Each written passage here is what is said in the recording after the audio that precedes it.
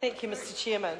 I'm very happy to take a call on this the Teachers' Council and talk about the Teachers' Council review and pick up where my colleague Chris Hipkins has finished off. And I want to focus on two aspects of the review. One is the independent statutory body and what that asked for and what was asked for there, and also the postgraduate teaching qualification that was mooted. And I think the postgraduate teaching qualification shows demonstrably how all over the place this government is when it comes to education. They don't have a consistent plan. It's not about educational outcomes.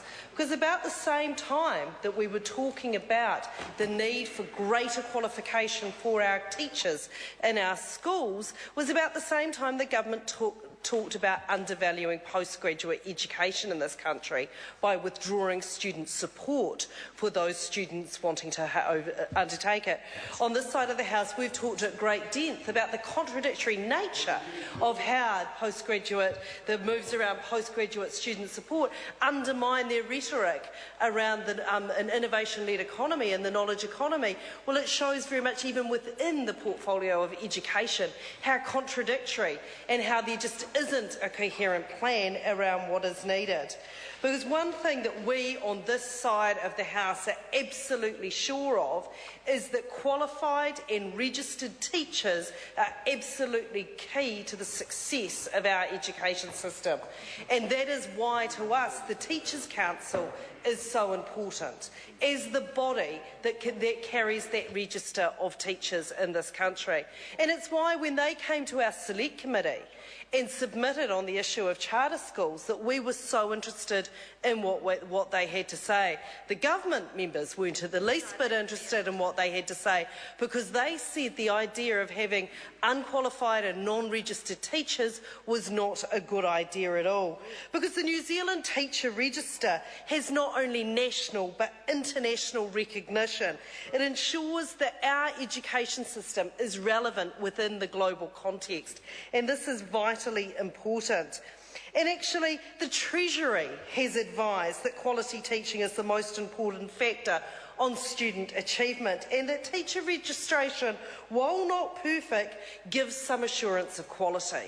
And that's what we're very concerned about, and what is missing in the type of education, mode of education in charter schools that this government set up last week, that we don't have that mode of assurance that teacher registration gives us. And this is something that we view with great alarm, because it is qualified and trained professionals that provide the foundation for high quality education system. We need not look very far for fine examples of Finland, Singapore, the Netherlands, Australia, Canada and Scotland, where successful teachers require a depth of specialist professional knowledge in areas such as curriculum assessment, pedagogy and learning.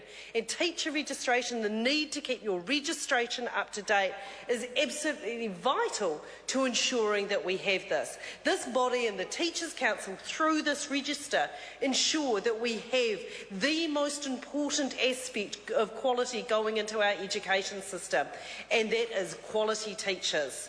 And we on this side of the House very much value the teachers that we have in this country and the expertise we bring. So when they and their bodies came to our Select Committee and told us that they were really alarmed around the notion of not needing to be qualified and not needing to be registered when it came to being entrusted with the education of young New Zealanders in charter schools, that we listened.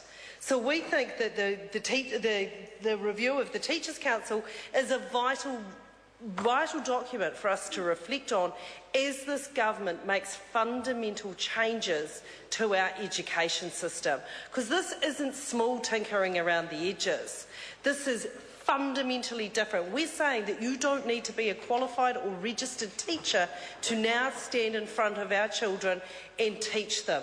You don't need to follow the curriculum either, although what we know, and one of the things that the Teachers' Council is vitally concerned about, is making sure that teachers have access to professional development when they can keep up with curriculum development. But these are all things that the Teachers' Council need to be the body that administers. Because one of the things that I think many of of the parties that have looked at the review of the Teachers' Council have said that actually, in terms of this independent statutory body, that the new professional body does need to have much oversight over the profession. Members, the question is that the report of the New Zealand Teachers' Council. Sorry, let me start again. The question is that the report of the Education and Science Committee on the 2011-12 financial review of the New Zealand Teachers' Council be noted. Those of that opinion will say aye. To the contrary, no. The ayes have it. I understand the next entity members wish to debate is the New Zealand Antarctic Institute. The question is that the report of the Foreign Affairs, Defence and Trade Committee on the 2011 financial review of the New Zealand Antarctic Institute be noted. John Hayes. Thank you.